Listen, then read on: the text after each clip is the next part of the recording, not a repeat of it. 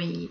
Seguimos com as nossas aulas então, e hoje, nós já tivemos racionalismo e agora nós vamos iniciar com o empirismo, que também é uma vertente filosófica bem legal, moderna, e que vocês vão ver que em alguns momentos, dessa filosofia a gente vai acabar retomando o pensamento racionalista.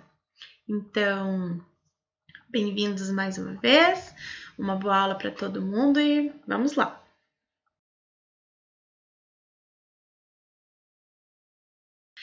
Empirismo. O que são esses filósofos, empiristas? O que é o empirismo? A gente vai descobrir hoje o que é o empirismo e o que é o método empírico, tá? Os filósofos empiristas, então, eles eram filósofos que acreditavam nos sentidos. Os sentidos, aquilo que eles experienciavam, era a base da filosofia desses filósofos, Então, lá no racionalismo, nós tínhamos os filósofos que não acreditavam nos sentidos, que não validavam aquilo que vinha a partir dos sentidos, não seria confiável, os racionalistas, no caso. E agora, nos empiristas, nós vamos continuar utilizando a razão, obviamente, porque a razão, ela faz parte do pensamento filosófico, A razão é importante e ela é utilizada desde a antiguidade, mas nós vamos utilizar também os sentidos. E os sentidos serão a base, do pensamento empírico. E nós vamos conhecer um desses filósofos, que é o Francis Bacon. Vamos lá.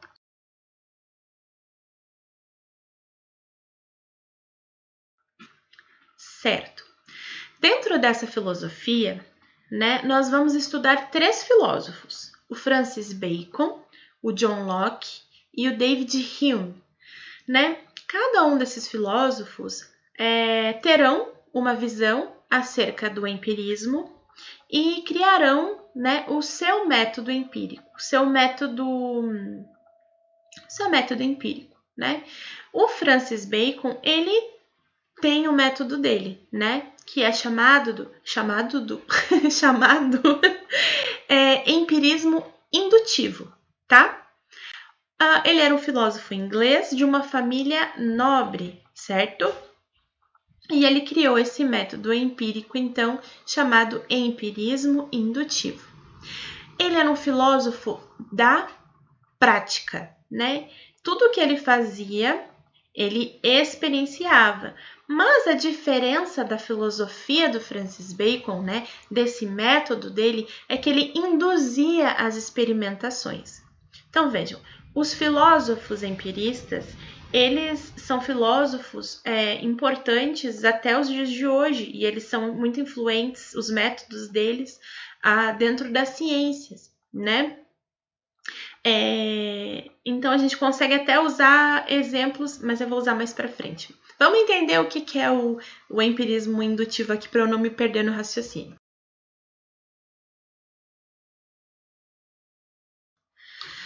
Tá, o que é o método indutivo, então, do Francis Bacon, Do particular ao geral. Então, induzir experimentações através da observação. E aí, ele vai fazer 2 coisas. Ele vai nos dizer quais são as características que fazem parte desse método indutivo, e ele também vai nos dar uma teorias, vai criar uma teoria para nos explicar o que pode, dar errado durante o método indutivo. Então, aqui ele vai nos dizer o que nós temos que fazer, o que consiste, o método, e depois ele vai nos falar quais são as coisas, que podem dar errado neste método, se elas acontecerem, coisas que a gente precisa evitar. Então, vamos entender quais são as características, desse método indutivo. A primeira se chama observação da natureza. Então, é a parte do método em que ele coleta os dados, onde ele vai coletar os dados daquilo que ele vai estudar. que pode ser diversas coisas, né? Depois vem a organização lógica dos dados, né? Então, organizar logicamente os dados que ele coletou. Então, observação da natureza, coletei os dados. Depois eu vou organizar logicamente os dados que eu coletei.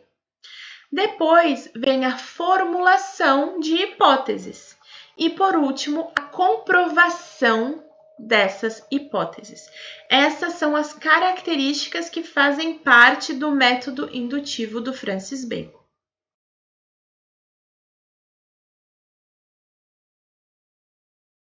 Mas aí também ele criou a teoria dos ídolos. Então, são os fatores que podem influenciar negativamente o método empírico indutivo, certo? Então, esses são os fatores que podem atrapalhar lá a experiência, o método que está sendo desenvolvido. E aí, ele dividiu e explicou para a gente cada um desses ídolos, né? A teoria dos ídolos. A primeira se chama ídolo da tribo. Precisamos tomar cuidado com o nosso próprio pensamento, que pode distorcer o caminho da verdade. Erros provenientes das limitações humanas.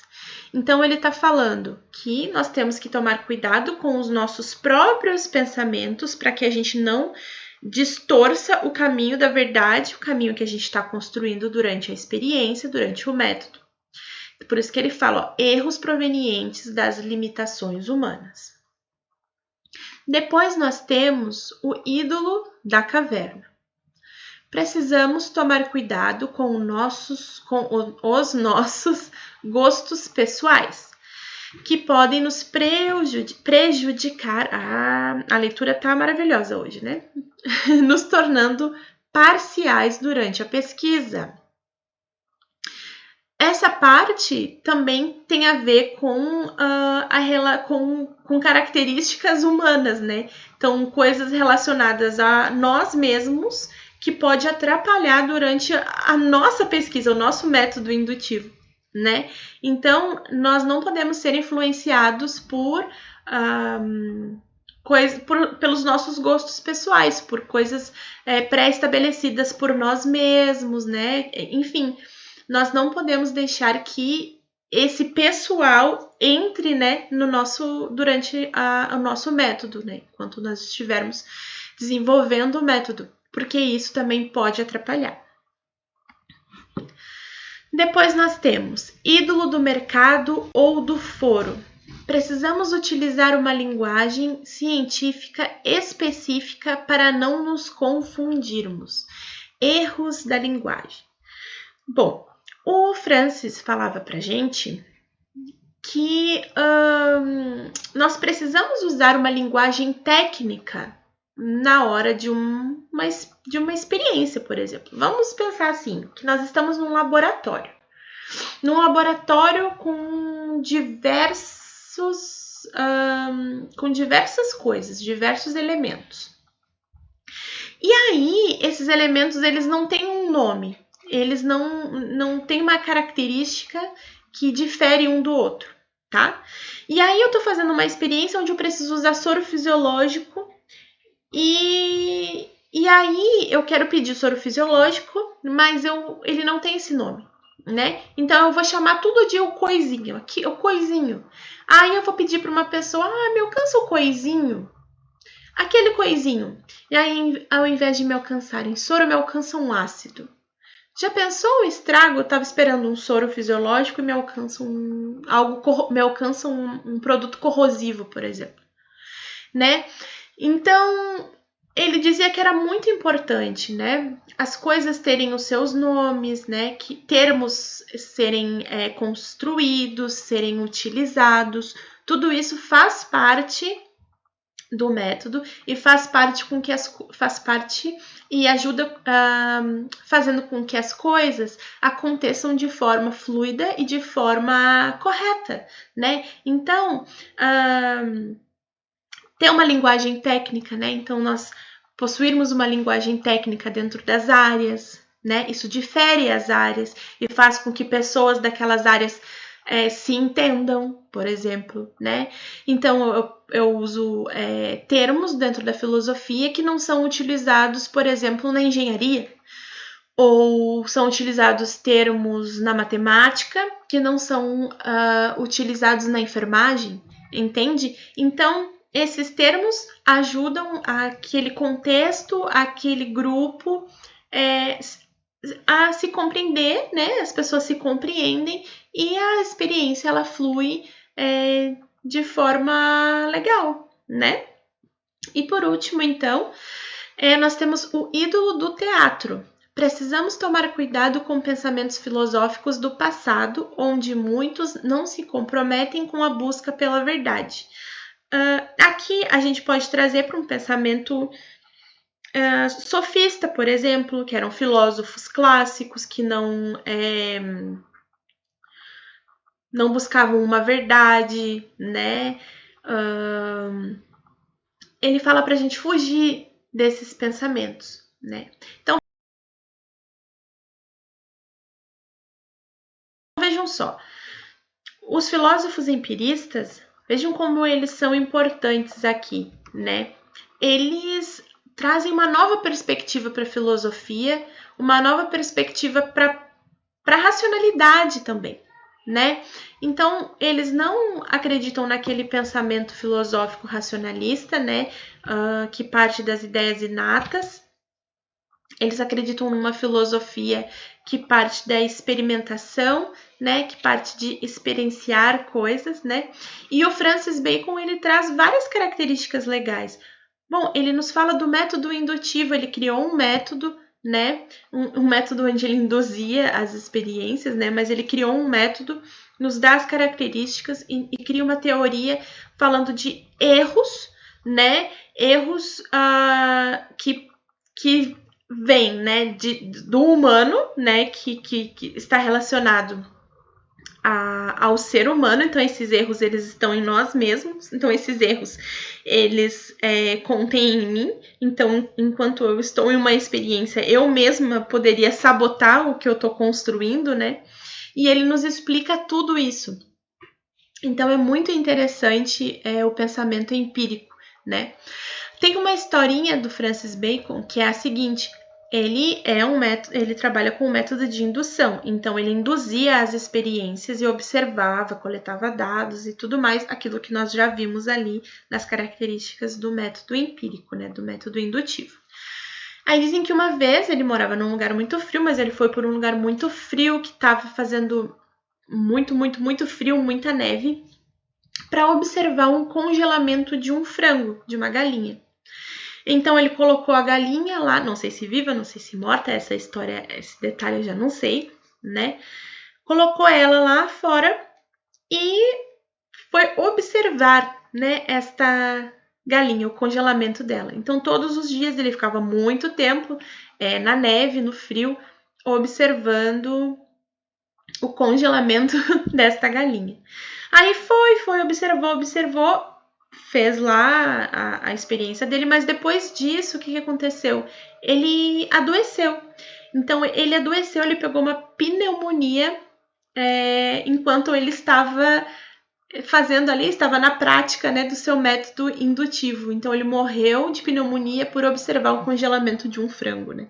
Então, esse foi o fim de Francis Bacon, mas a gente conta essa história, mas não para desmerecer toda a história e o método criado por ele, né? Não de forma alguma, mas é uma forma curiosa de se morrer, né? Vamos ver uma frase aqui do Bacon. Vocês já ouviram essa frase? Provavelmente sim, né? É uma frase bem conhecida. Saber é poder. Agora vocês já podem citar esta frase e vocês já sabem quem falou isso, né? Então, Francis Bacon nos disse que saber é poder. Viram só que legal? E como já tá, né? Como difere do pensamento racionalista, vocês vão entender mais ainda na próxima aula sobre essa diferença do pensamento racionalista para o pensamento empírico. Mas agora vamos fazer uma questão do Enem. Bora lá. Essa não é do Enem. Vamos lá, é uma questão de 2007. Segundo Francis Bacon, são de 4 gêneros os ídolos que bloqueiam a mente humana. Para melhor apresentá-los, lhes assinamos nomes, a saber, ídolos da tribo, ídolos da caverna, ídolos do foro e ídolos do teatro. Acabamos de ver isso, né? Com base nos acontecimentos sobre Bacon, os ídolos da tribo são A. Os ídolos dos homens enquanto indivíduos. B.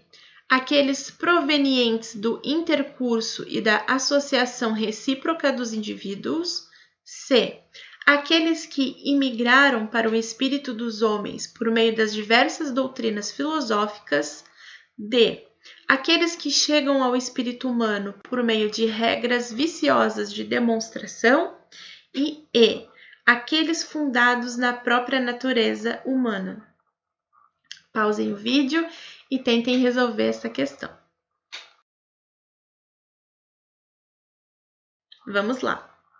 Com base nos conhecimentos sobre Bacon, os ídolos da tribo são letra E, lá embaixo. Aqueles fundados na própria natureza humana.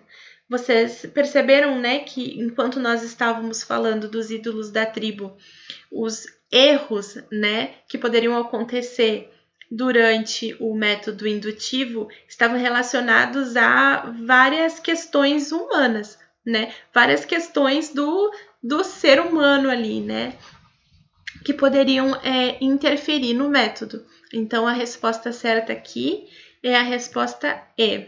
Perdoem meus erros de leitura. Hoje eu estou meio aérea. Peço desculpas para vocês. Espero que vocês tenham gostado dessa aula. Foi uma aula para introduzi-los no empirismo, né? E apresentar para vocês um primeiro filósofo empirista, né? Na próxima aula de empirismo, nós vamos ver John Locke e David Hume. Então, vamos falar mais um pouquinho sobre a filosofia empirista e também já encerrar essa etapa da filosofia, certo? Que vocês tenham gostado da aula. Fico muito feliz em tê-los aqui comigo. Não esqueçam, eu vou ficar repetindo isso até o final do curso. Não esqueçam de assistir aquelas aulas que vocês ainda não assistiram. É importante. Lembrem também que este curso é um curso de extensão. É um curso que vai disponibilizar para vocês 2 certificados distintos, né? Então, é um curso dividido em 2 partes. Então, um certificado referente ao que vocês assistiram de pré-socráticos até Renascimento e mais um certificado do que vocês estão assistindo, então, de racionalismo até marxismo. Então, é importante que vocês assistam todas as aulas, né, para validar o certificado que vocês vão receber, certo? Se inscrevam aqui no canal, ativem as notificações, curtam os vídeos, por favor, que isso é importante para mim. Lembrando que esse é meu estágio, né? Meu estágio da graduação, estou me formando. Então, este curso que eu estou dando para vocês de extensão, ele faz parte do meu curso, do meu estágio, para concluir a minha graduação em filosofia licenciatura, certo? Então é isso, foi um prazer estar aqui com vocês mais uma vez. Espero que todos estejam bem, se cuidem, lembrando que o coronavírus ainda está aí, então usem máscara, não fiquem fazendo aí, se aglomerando com as pessoas, né? Vamos todos nos cuidar aí, aproveitem para estudar para o Enem, falta pouco para chegar, né, o dia da prova. Então, não deem bobeira, estudem bastante, procurem mais sobre o que nós conversamos hoje aqui na aula, então se aprofundem mais nos assuntos. E é isso, tá? Um beijo para todos vocês, fiquem bem, tchau, tchau!